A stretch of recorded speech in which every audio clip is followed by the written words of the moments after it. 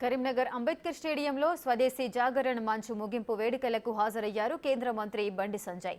రాహుల్ గాంధీ కులం మతం జాతి లేనివాడని హాట్ కామెంట్ చేశారు బండి సంజయ్. తెలంగాణలో కులం మతం మీద ఇంత భారీ స్థాయిలో చర్చ జరగటం దురదృష్టకరమన్నారు ఆయన.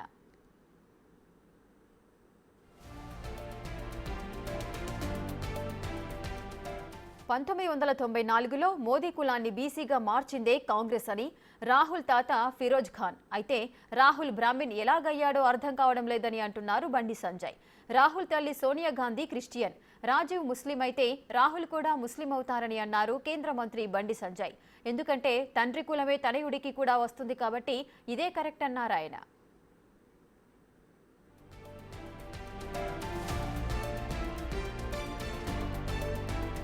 అదే నరేంద్ర మోడీ పక్కా భారతీయుడని, 10% ముస్లింలను బీసీలుగా మార్చారని, ఈ లెక్కన చూస్తే బీసీలకు వచ్చేది 32% అవుతుంది తప్ప 42% ఎలా సాధ్యమని ప్రశ్నించారాయన.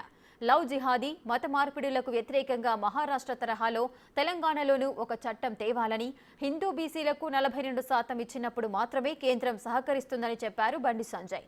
ఈ విషయంలో తమను మతతత్వవాదులన్నా పర్వాలేదన్నారు కేంద్ర మంత్రి బండి సంజయ్ కుమార్. తండ్రి మతము కొడుకు వస్తుంది, ఈ విషయం బండి సంజయ్ తెలియదా అన్నాడు.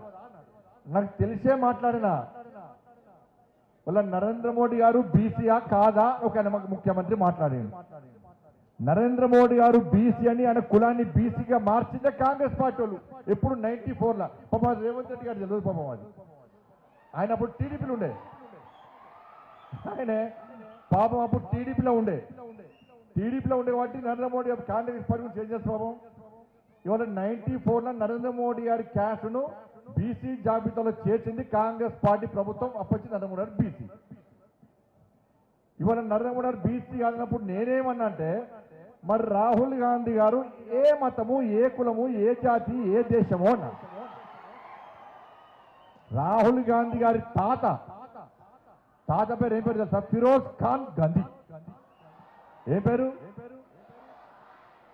ఇప్పుడు పెద్ద ఉంది ఆ పేరు. ఫిరోజ్ ఖాన్ గాంధీ అనే పేరు. ఆయన ఎవరు? ఒక ముస్లిం. ఇవాళ కాంగ్రెస్ పార్టీ వాళ్ళు ఏమంటారంటే రాహుల్ గాంధీ పక్కా బ్రాహ్మణ్ అంటున్నారు. ఎట్లా బ్రాహ్మణ్ అవుతాడు? రాహుల్ గాంధీ తల్లేమో క్రైస్తవురాలు. ఎవరు? ఏం పేరు?